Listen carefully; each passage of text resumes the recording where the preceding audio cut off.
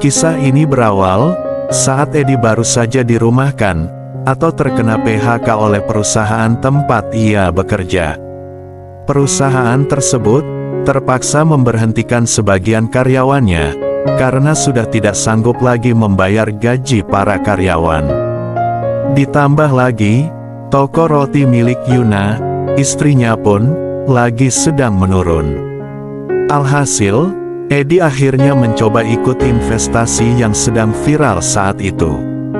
Tapi rupanya, usahanya sia-sia. Karena ternyata, investasi tersebut adalah bodong. Sampai suatu ketika, ayahnya Edi menelepon untuk menanyakan kabar, sekaligus menawarkan Edi untuk melanjutkan usahanya di kampung. Pak Heri, ayah Edi, memiliki sawah dan juga tanah yang berhektar-hektar. Jadi sebenarnya, Edi itu orang kaya di kampungnya. Ia sering diminta ayahnya untuk pulang dan bekerja di kampung saja, tapi Edi selalu menolak, karena kerja di kampung itu tidak terlihat keren menurutnya. Sekolah tinggi dan mahal, kok ujungnya hanya untuk mengurus sawah, pikirnya. Padahal, di kota pun, dia hanya jadi karyawan biasa, bahkan diberhentikan pula. Mau tidak mau, ia terpaksa pulang kampung bersama istrinya. Untungnya, istri Edi tidak keberatan untuk tinggal di desa, karena memang, rumah mertuanya cukup nyaman dan luas untuk ditinggali mereka bertiga. Rumah itu yang berdesain jadul, tapi sudah termasuk mewah di desa mereka tinggal, karena lantainya sudah di keramik, di mana rumah lain, lantainya masih semen, bahkan tanah. Keluarga Edi hanya tinggal ayahnya saja, karena ibunya sudah meninggal 5 tahun silam, tepat seminggu setelah pernikahannya dengan Yuna. Ia juga tak punya saudara, karena dia adalah anak tunggal. Setelah lama menikah dengan Yuna istrinya, Edi belum juga memiliki momongan. Padahal mereka sudah berusaha semaksimal mungkin, baik secara alami, maupun alternatif lainnya. Namun, hasilnya tetap sama. Mungkin, mereka masih belum mendapat rejeki. Masalahnya, adalah kualitas Edi yang kurang, diakibatkan karena ia perokok berat sebelum menikah. Walaupun dia sudah berhenti, tapi efek jangka panjangnya masih belum bisa hilang sepenuhnya. Sampai suatu hari, Pak Heri terjatuh di kamar mandi, dan pinggangnya terkilir. Ia sudah pergi berobat ke dukun pijat, tapi masih belum berhasil juga. Pak Heri kesulitan berjalan, sehingga harus dibantu oleh anak dan menantunya dengan telaten. Setiap hari, Yuna memasak, dan membawakan masakannya ke dalam ruangan ayah mertuanya. Masakan Yuna sebenarnya biasa saja, malah jauh lebih baik masakannya Pak Heri. Sebelum sakit, Pak Heri memang senang memasak sendiri untuk anak menantunya. Yuna bersyukur memiliki mertua yang perhatian padanya. Karena ia sendiri, memang jarang memasak untuk suami dan bapak mertuanya seperti siang itu. Saat Yuna masuk ke ruangan ayah mertuanya yang hendak membawa makanan, kebetulan, sarung mertuanya itu sedang disingkap untuk memasang koyok, karena sakit pada pinggangnya. Yuna gelagapan saat itu.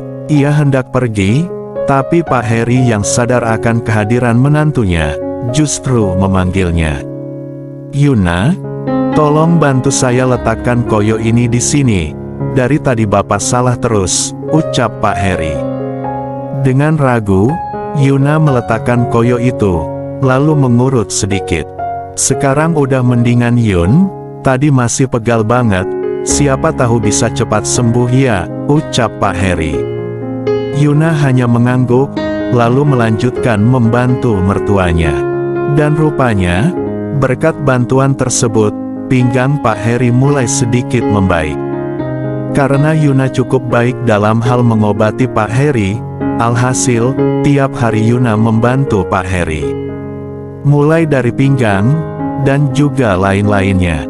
"Iya betul itu Yun, ke kiri dikit," begitulah ucapan mertuanya. saat sedang membantu mengobatinya. Bantuan Yuna rupanya tak hanya menyembuhkan pinggang Pak Heri, tapi entah kenapa, ia juga menghadirkan keinginan tersembunyi. "Pak, loh kok?" ucap Yuna terheran, ketika tanpa sengaja memperhatikan, ada yang mulai mekar dari Pak Heri. Pak Heri tak langsung menjawab, dan memperhatikan wajah menantunya dalam-dalam. Mengapa ia menjadi kagum terhadap menantunya itu?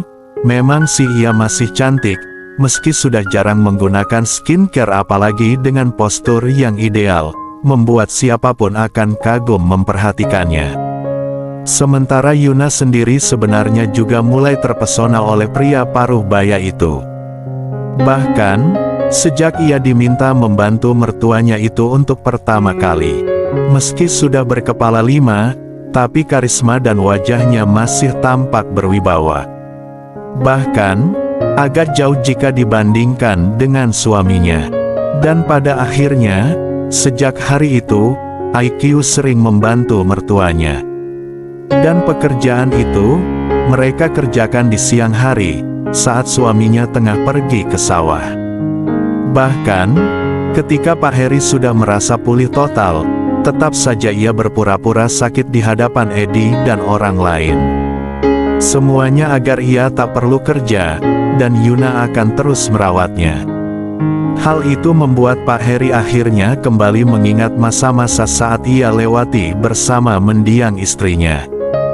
Memang, selama 5 tahun menduda, dia tak pernah akrab dengan wanita manapun.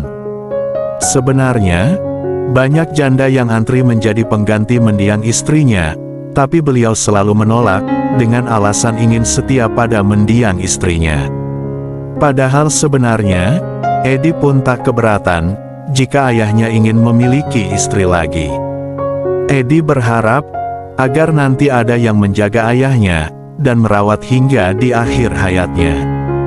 Namun, siapa sangka, Pak Heri justru terpesona pada Yuna, istri anaknya. Pagi itu, Pak Heri hendak berangkat ke sawah. Yuna segera menyiapkan sarapan untuk Pak Heri. Hal itu sudah menjadi rutinitasnya, sementara Pak Heri akan menunggu Yuna di ruangannya, dengan membawakannya sarapan, sekaligus membantu pemulihannya. Akan tetapi, pagi itu sedikit berbeda. Di saat Yuna sedang menata nasi di meja dapur, mendadak ada orang rangkul. "Bapak, biar Yuna selesaikan dulu menata nasinya ya," ucap Yuna. "Iya, Bapak nggak akan ganggu kok," ujar mertuanya. Walaupun Pak Heri berkata tak mengganggu, tapi tetap saja, jangkauan pria itu justru berjalan ke arah kegelapan, berusaha mencari sesuatu yang sangat berharga. "Bapak denger nggak sih saya ngomong apa?" ucap Yuna. "Kalau masalah yang satu ini, Bapak pura-pura nggak denger," ucap Pak Heri dengan tertawa kecil. "Bapak bisa aja," Yuna tertawa mendengar ucapan mertuanya itu. Yuna kemudian meletakkan alat dapur, lalu pergi, dan berhenti tepat di depan ruangan mertuanya. Sementara Pak Heru, justru terheran. "Loh, kok malah bengong Pak? Sini dong," ujar Yuna membuyarkan lamunan mertuanya. Pak Heri yang paham akan maksud menantunya, lantas buru-buru menyusulnya. Rupanya, Yuna telah menyiapkan semuanya.